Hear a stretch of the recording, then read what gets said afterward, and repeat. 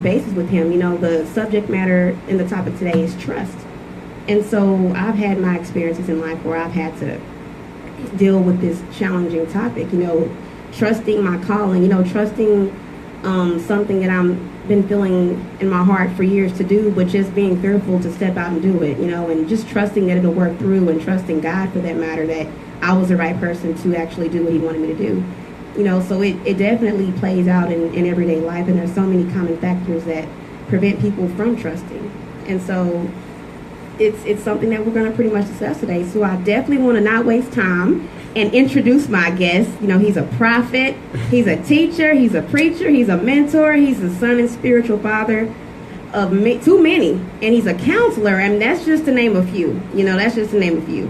But I have Jonathan Bush on the show. Welcome to Breakthrough, Jonathan. It's good to be here. It's good to be here. It's fabulous to have you here. I feel your spirit. As soon as I hit go on air, I felt it when you came. I'm happy that you're here. I'm glad to be here. I promise. How you feel? How you feeling today? I'm tired. No, I've been running around all week, but I'm glad to be here.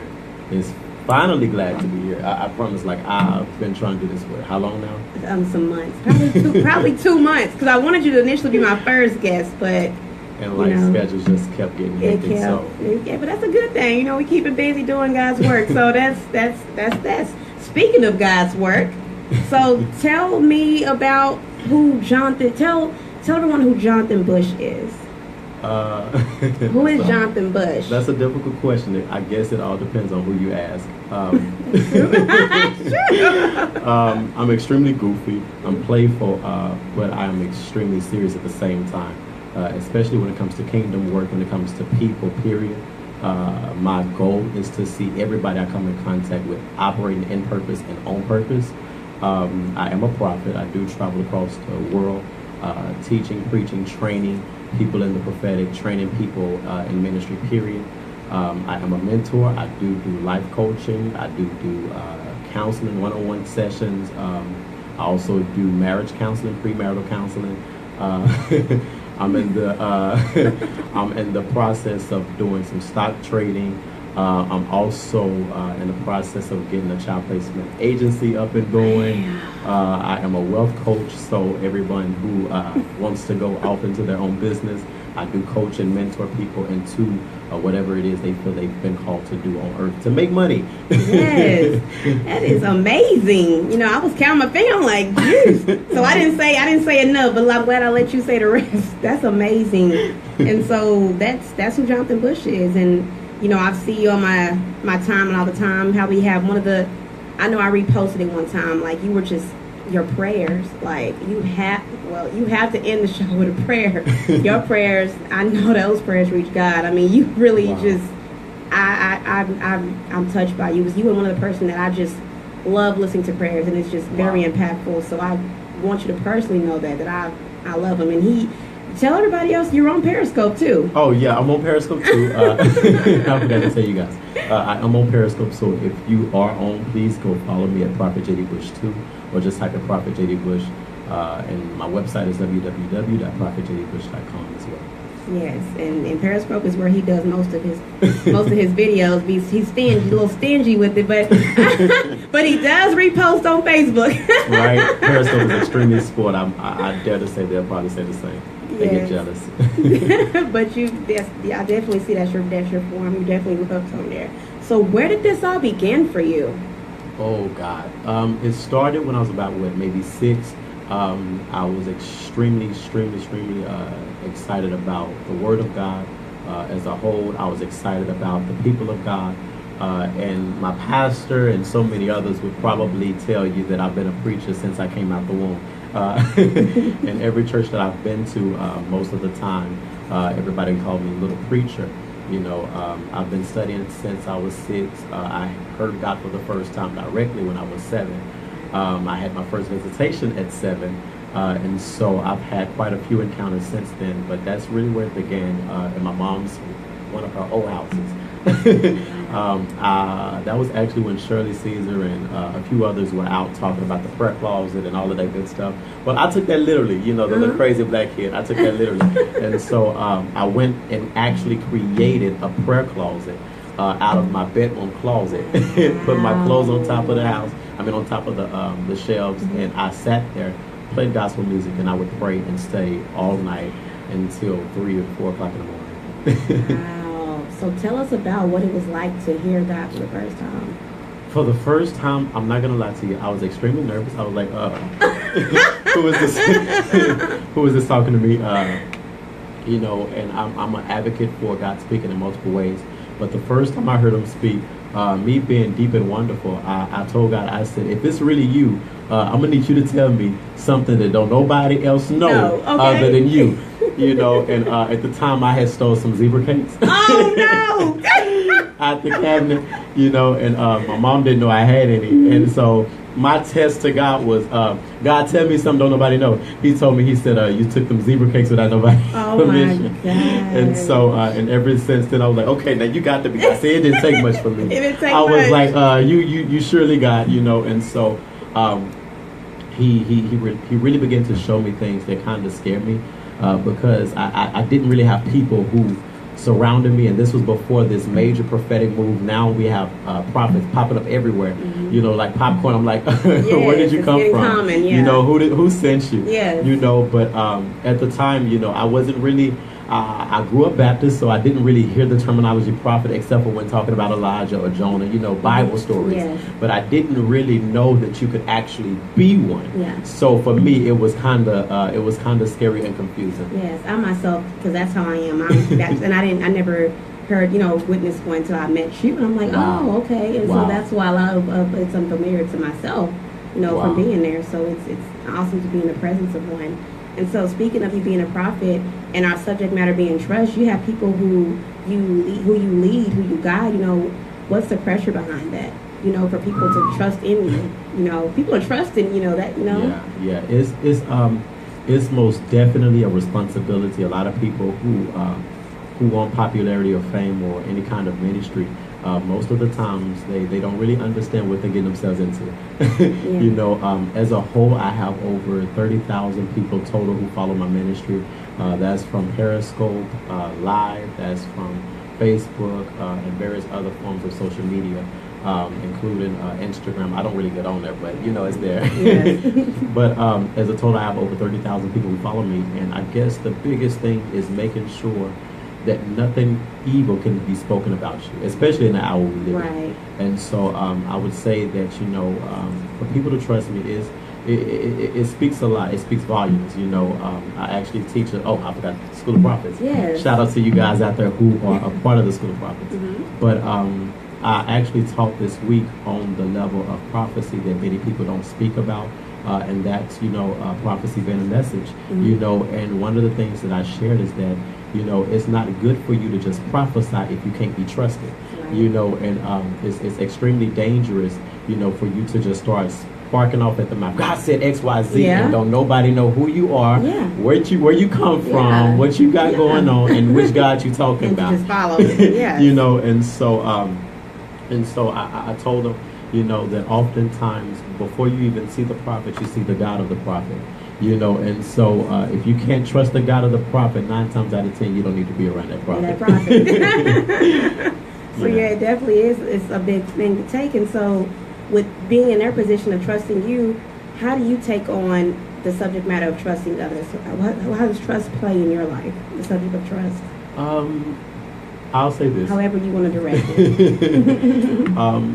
In my line of work or ministry or business or whatever the case, or whichever aspect of my life you want to point to, you have to be extremely cautious with who you trust what with.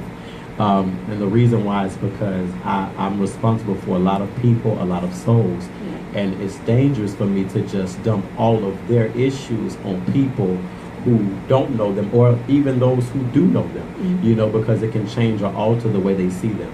And so it's extremely, it's dangerous, but it's also healthy for me to have someone to go to. And shout out to my best friend, Prophet Marcus Rivers.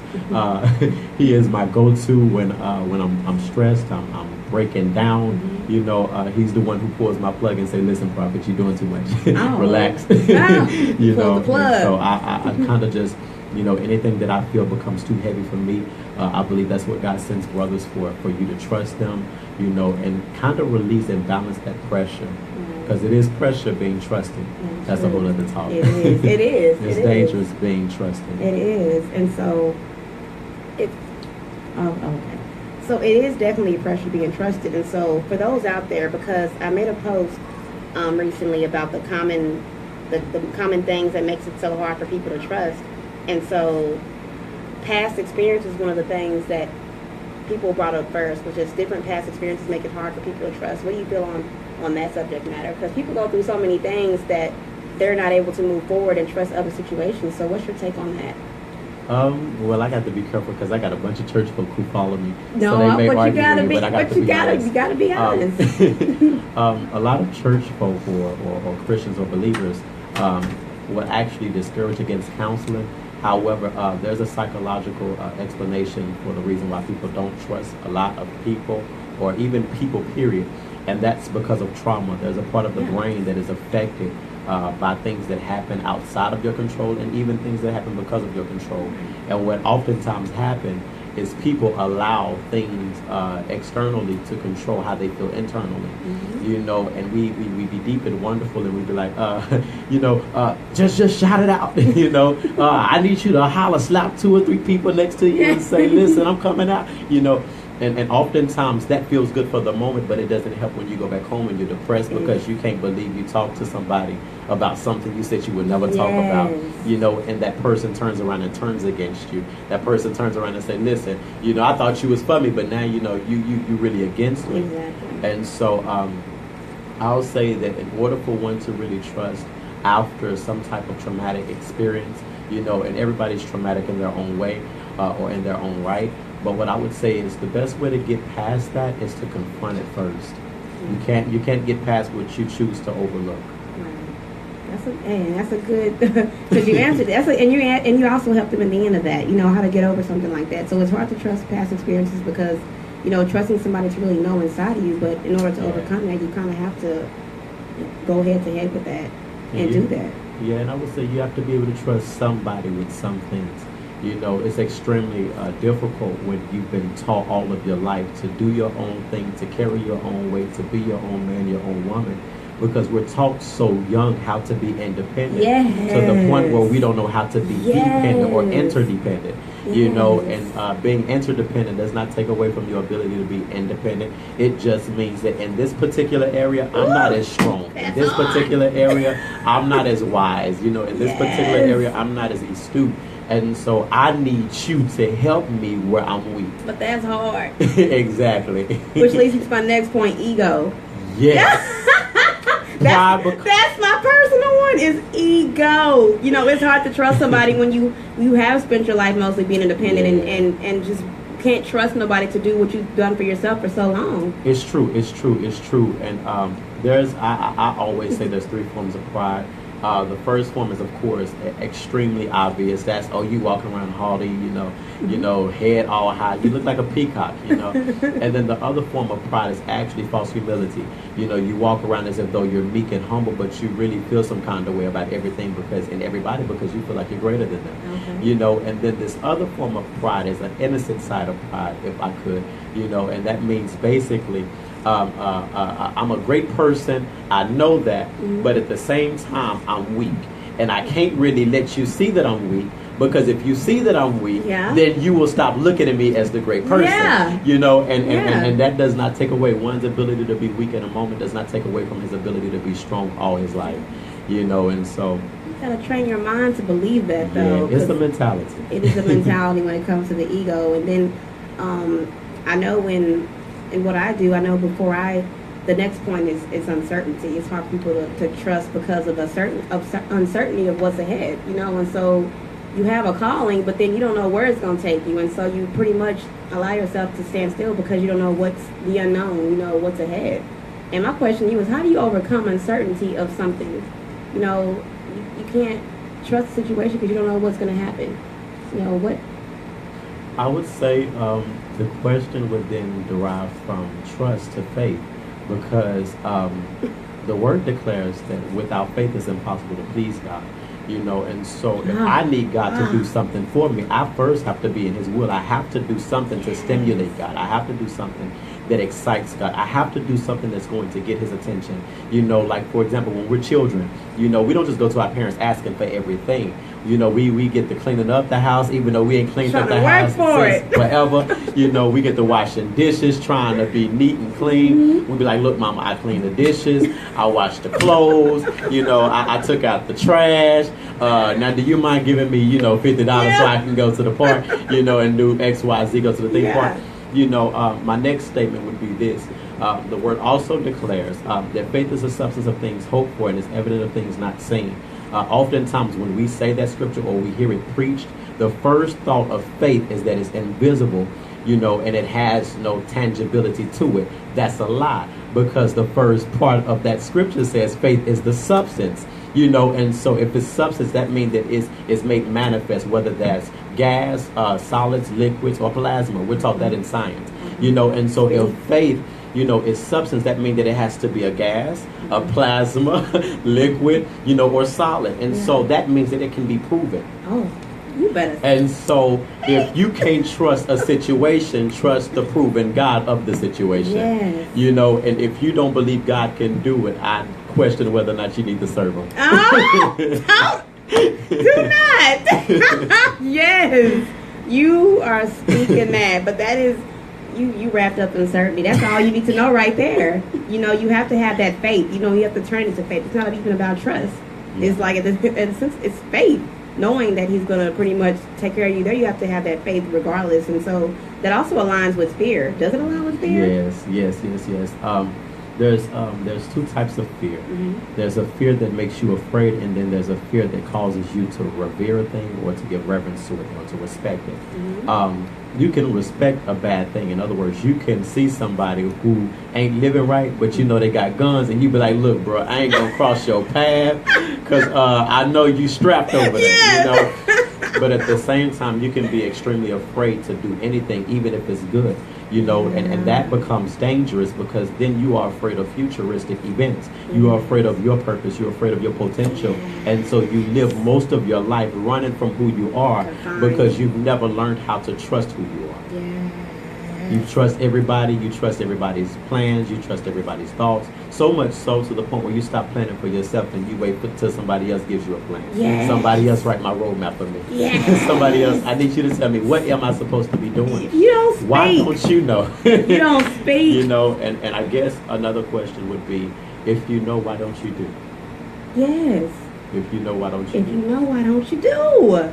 And you see that so common here. People will sit on the sidelines scared to move, you know, because they're fearful, and so they wait till someone kind of gives them a plan, like, until so they won't have to move. But you spoke that, and so for those out there who are, you know, wanting to get in relationships or anything of the sort, you know, they have trusting someone's intentions. And in doing so, it could be an instance of they've been hurt before, or just because they've always been independent, and then trusting someone else to step into play, like. Gosh, what is your take on that? You know, like, it's crazy because this really keeps people single for a long time because they can't trust someone's intentions and they sabotage it, you know. That's true. I would say, you know, people who can't trust hurt people quicker than people who hurt people. People who can't trust hurt people quicker than people who hurt people. You're killing me. And the reason why is because at least people who hurt people learn how to trust the person before they hurt them. You know, whereas people who don't know how to trust at all, they spend majority of their time pushing you away, cutting you, you know, slicing you, and what they end up doing is basically stabbing themselves with a two-edged sword. On one end, they're pushing you away, which is cutting you. You know, all the while they're isolating themselves. They're putting themselves on an island. You know, and that becomes dangerous because if you're on the island, who can save you from you? Yes. Who can save you from what you're surrounded by? You know, and once again, if you really want to be in a relationship, trust will be your first biggest argument, if anything. You know, a lot of people would argue money. I would argue trust, because if you can trust a person, you don't mind having problems about money because you trust them to handle it right. You know, but when you can't trust a person's responses, you cannot trust a person's actions, I would dare to say it's because you have not tested them. There's a healthy level of testing and proving and judging that is required before you really trust a person totally. Yes. And so it doesn't make you evil. It doesn't mean you're a horrible person because you want to test someone. Right. But I would say if you cannot test them, you shouldn't trust them. Oh, can you stop? Can you stop? But that brings me to my next point. Trusting is a form of connection. It is. It is. It's a form of connection, and most people miss that because they spend so much time going on the opposite and not trusting. That's part of the connection, and you wonder why it's not elevating. It is. It is. The reason why a lot of things don't grow is because a lot of people don't trust the process. You know, and the reason why they don't trust the process is because they've never been in this place, they've never been with this person, they've never met this person. And so my next argument would be trust requires sacrifice. Because you have to sacrifice what you know, what you feel, how you've been, who you are, in order to really allow somebody else to have access to a side of you, to a piece of you that you've only trusted this long to yourself. And so people be so ready for relationships and not knowing that work. That's the work that comes with it. Yes. You just named some assignments. Like it's work, you know? It's true. It's true. I say something that is extremely controversial. Say it. But it's that every relationship requires a level of suicide. Every relationship requires a level of suicide. You have to kill yourself. You know, and that's the side people don't like. People would like people to kill them, but they don't want to kill themselves. They like to be able to throw the blame on somebody else. We like to scream murder. We don't like to scream suicide. It's always homicide that we hear about, never suicide. And so the Apostle Paul said, listen, I die to myself daily. You know, and so if you want something to really work, die to your will, die to your emotions, die to your way of thinking, die to your habits, die to your ways, and say, listen, if I knew how to do it all the while, I wouldn't be lacking. I wouldn't be lacking. So apparently I'm missing something. I don't have something. And I need something else that I can't get or I can't produce by myself. You are killing me in a good way. That is powerful. People need to hear that. Suicide of self. Yeah. You gotta kill yourself. Basically. Parts of that was deep though. That was deep. That's controversial. You got to be careful saying that. You got to say it right. The church will kill you. They're like, what, you going to hell, mama? You gotta say it right. It's a nugget behind that. You gotta, some part of yourself do have to die in order for you to grow. Essentially, that's what he's trying to say. Absolutely. That is, man, bro, God, Jonathan, you gotta stop. I told you he was gonna do this to me. I'm behaving. Screaming, shouting behind this thing. I couldn't breathe for a second because you were speaking to me. But I know you were speaking to others when they see this.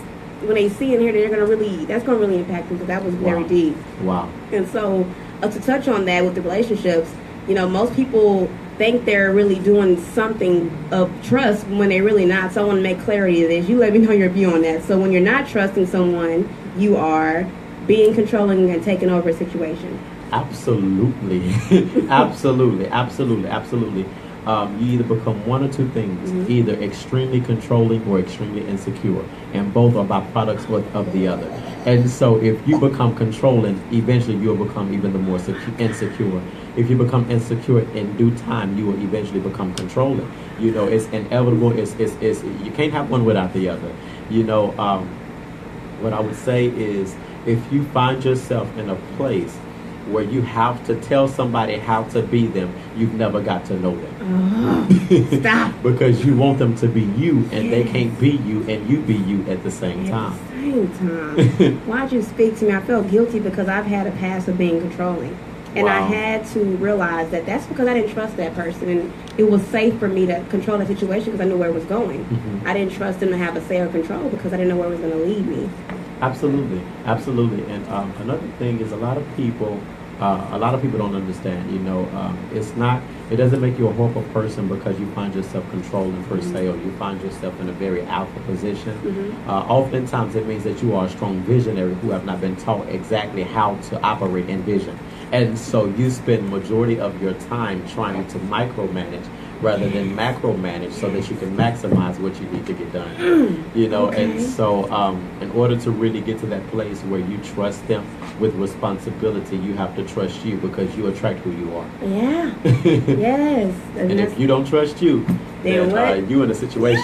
that, You're in a little situation. yes. Well, I'm glad that changed, but that makes so much sense. You attract who you are. God, write this down. Now, you're not trusting someone when you're second guessing them. Absolutely, absolutely. Second guessing is still full doubt. Right? Second guessing is still full doubt. All it is postponed doubt. You know, all you did was Ooh. postpone your doubt until due season. And technically, the doubt was really already there. You just wanted to quote unquote chance it and say you gave somebody a chance. Yes. Even though in your mind you've already said, I know they're not going to do it, but I'm going to give them a chance anyway, Yes. knowing they're going to fail. Yes. You set them up for a inevitable fall. And people think they're still trusting when they're doing that. No, it's No. it's not. Any type of doubt, it means you're not all in for that. And a common one is you're not trusting someone when you have a gut feeling that says no. You have a gut feeling.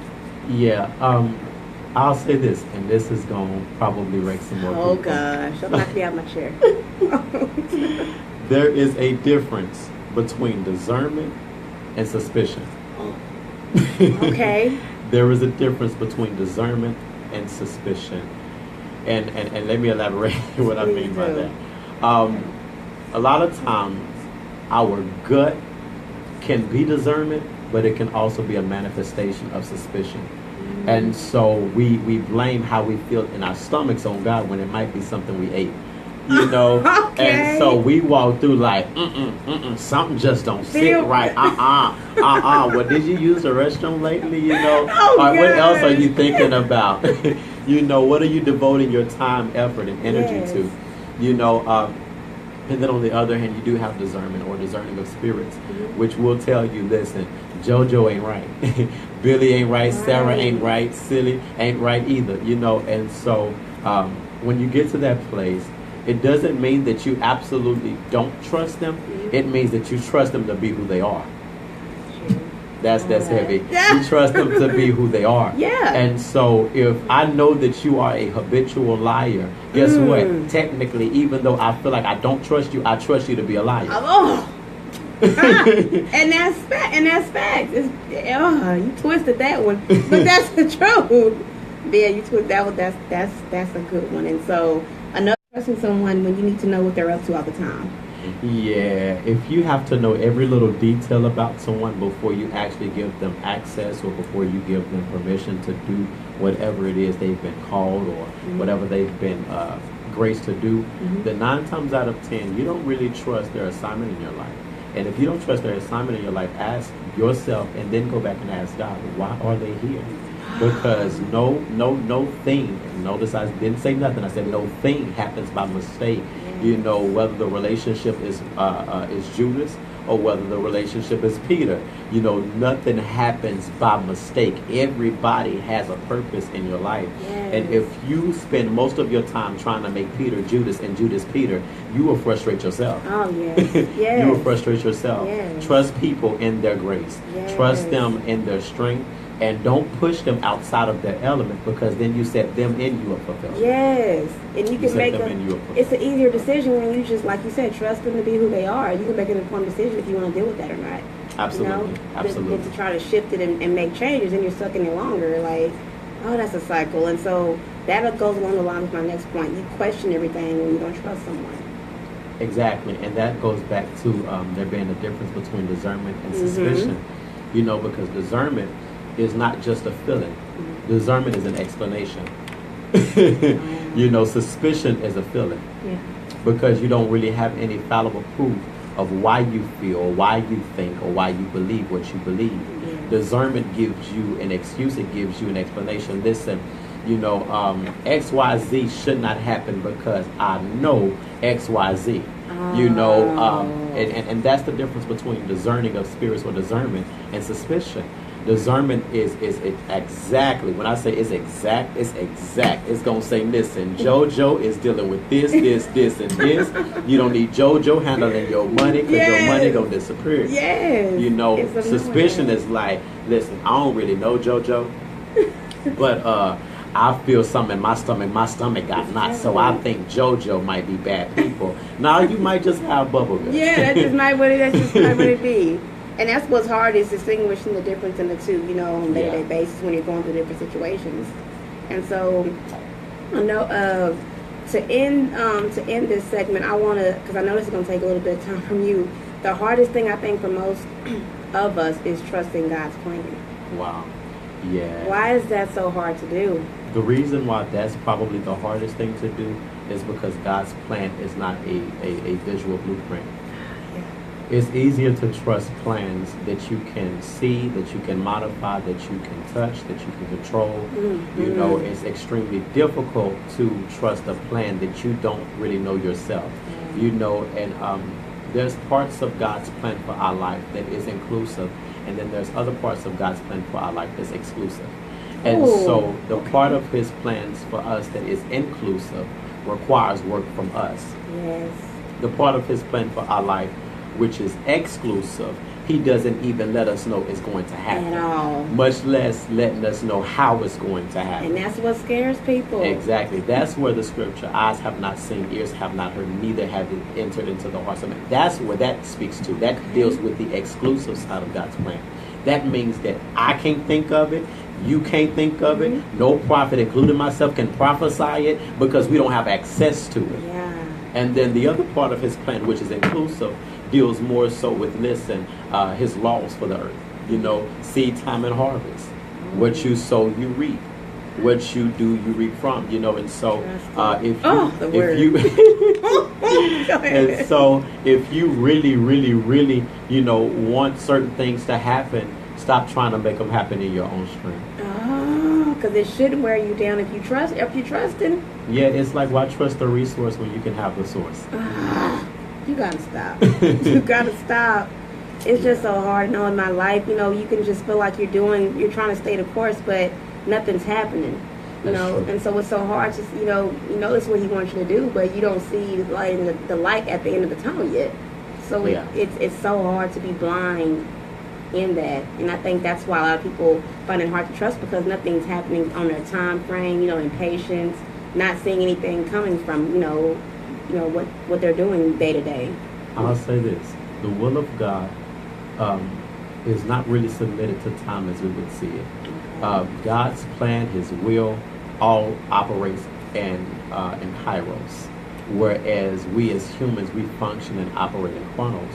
And so, and of course, I'm Mr. Give Me Bible. And so, when you go to Matthew, and we quote this all the time, but we don't really pay attention to what it means. The Lord's Prayer, our Father which art in heaven, hallowed be thy name, thy kingdom come, thy will be done on earth as it is in heaven. That piece right there is potent, because it's basically saying, listen, let me pour what's in heaven down to earth. And watch this, that does not happen in chronos, it happens in kairos. Okay. And so you step out of the earthly ability or earthly capabilities, and you step into the spirit realm, and you say, listen, I have what I speak, I have what I declare, I have what I decree, and this must come now because it already is somewhere else. Yes. My resources have to come to earth now because my resources already exist in heaven. My God has to come to me now because my God sits on the throne in heaven. And so if that's what I want, it has to come now, not tomorrow, but now. And a lot of people, their frustration is when they speak it and don't see it when they spoke it. And this is going to be a little bit controversial once again. Say it. But sound has already been released before it hits our ears. So if we still trust what we hear, even though it left our lips before it hit our ears, why don't we trust what God said, even though we don't see it when he said it? No! Yes. Why though? Why don't we, It's because a lot of people don't understand the power and process. Anything that refuses to be processed is unhealthy. Yes. Anything.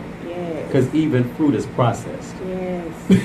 No one tries to speak on that. No one tries to understand the power. Exactly. Processing takes time. One of my biggest regrets in a lot of situations I've ever been in, and I don't really use that word regret often, but one of the biggest regrets I've ever had in any area of my life was always speeding up time.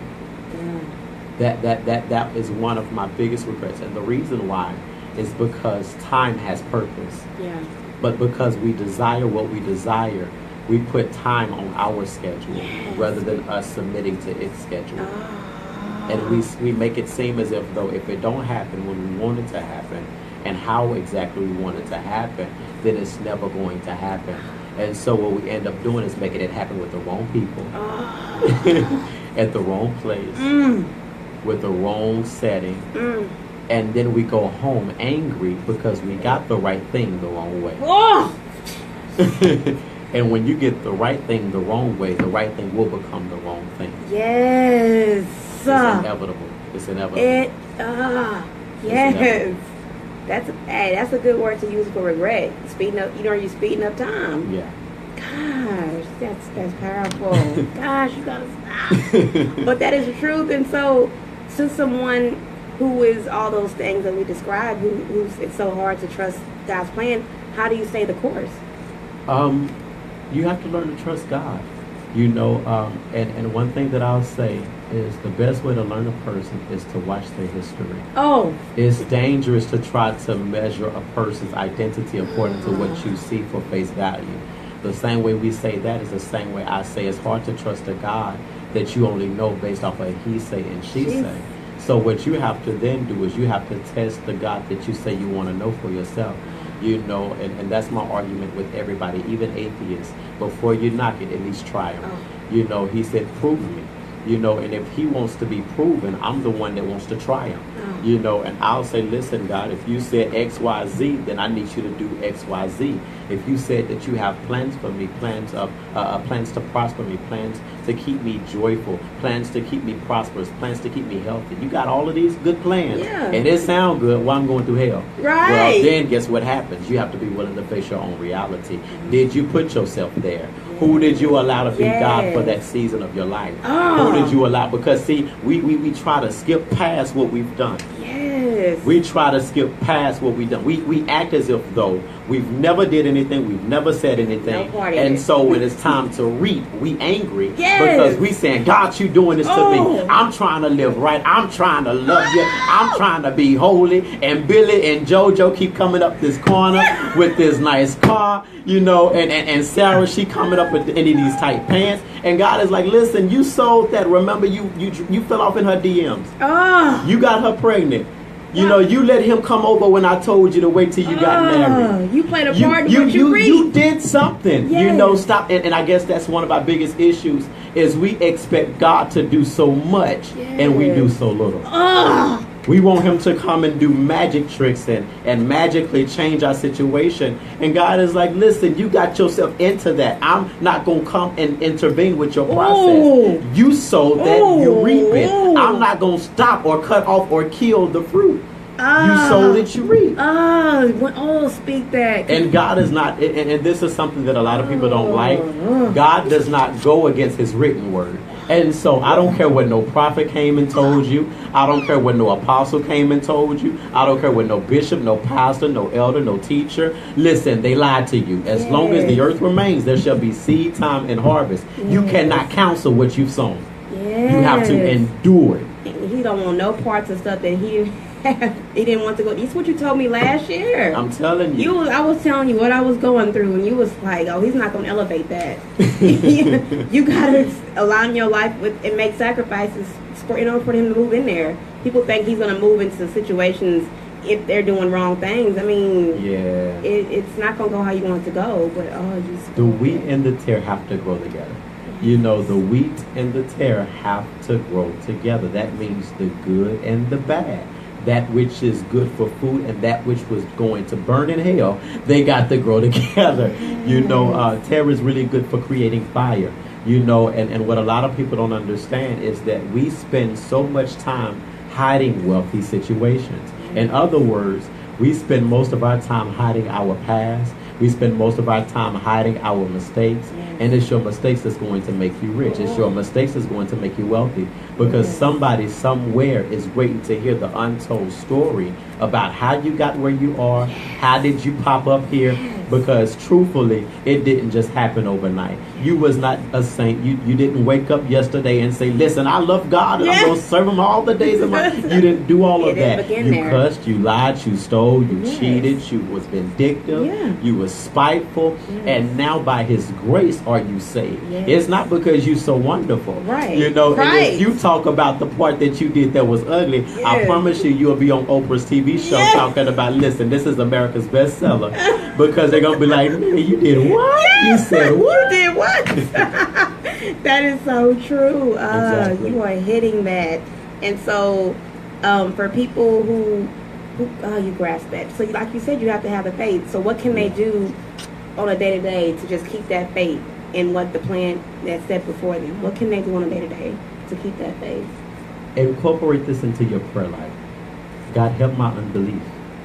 Because if you believe a thing, you don't stop at nothing until you see it. Ah, And if That's for at this me. That's for me. particular time of your life, you are believing God for something, but it ain't came yet, don't stop because you don't see it. Say, God, even though I believe, help me in my unbelief. Help me because it's frustrating. Help me because it's uncomfortable. Help me Yes. because it don't look good. It don't feel good. It don't sound good. It don't taste good. I need you to strengthen me where I'm weak. Yes. Because right now I have the tools, but I don't have the strength. yes. And I have the strength, but I don't have the tools. I need you to help me at this juncture of my time.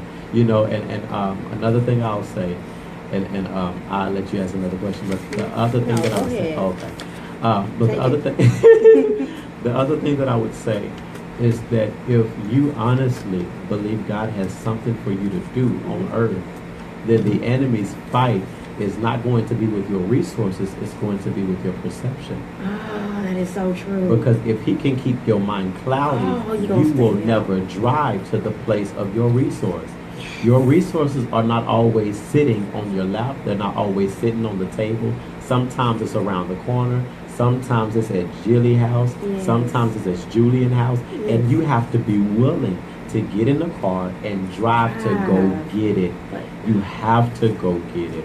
You know, it's not good enough for you to know what you need. You have to be willing to pursue what you need until you have what you Yes. need so that you can create something. Yes, trust. You got to go out there and actually do something about it. Yeah. He will keep you down. Like you said, the resources are always there, but he keeps you down with your mind. You know, making you feel tired, like nothing's working out, and it makes you not productive. It makes you not even want to take action anymore. Exactly, But you want, exactly. but like you just said, if you want something bad enough and you have faith in it, you'll keep making moves towards it, and that is amazing. So before we end the show, I want you to say a prayer on this Good Friday. On this Good Friday, I want you to say a prayer. But no, before you end that, I want to thank you for coming here and speaking. My pleasure. I was blessed. As I told you, I'm like, you're gonna be speaking to me. This was amazing, and My it's pleasure. definitely a show I'm gonna have to definitely repost because people really need to hear this, and this was Wow. amazing. I appreciate it. You are a blessing. God is doing wonderful things with you. Wow, So, I'm yes. honored to be here. I'm honored to be here. I'm so thankful. We go ahead and pray for us, not just me. I won't be selfish. Pray for everybody who watches this video. Father in heaven, how we lift you, how we love you, how we adore you, God. We thank you for all that you are, all that you're doing, all that you're going to do. Father, today we thank you for your son. We thank you for the sacrifice that he made on the cross. God, we thank you for his blood that was shed for our sins, that we may be restored, reconciled to you. Father, I pray even now, God, that you give life to every dead thing, every dead vision, every dead idea, everything that they've given up on. God, I pray that you resurrect it during this weekend, not tomorrow, not next week, but do it today, God. I pray that you resurrect thoughts. I pray that you resurrect ideas. God, I pray that you release multi-billion-dollar ideas into people's minds, those who are watching. I pray that you heal them so that they can heal others. Father, I pray that you reconcile families, that you restore families because of trust. Father, I pray that you heal the ones who were molested. I pray that you heal the ones who were beaten. I pray that you heal the ones who were pushed away, who were cast aside. God, who are fractured and fragmented in their hearts, fragmented in their minds.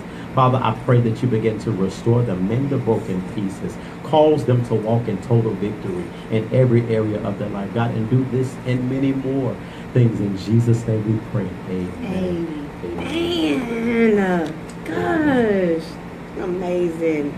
Like, you really ended it on a good note. It was amazing to have you. And we'll be right back, everyone. Thank you.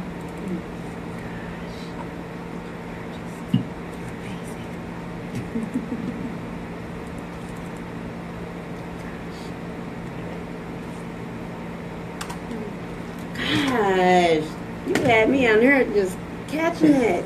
Gosh, I got the music playing, but it's low. Oh, wow. Gosh, y'all just of course the video will be on my timeline. Everybody on Friday trying to have a good time. Right. Yes, I'm about to tune out.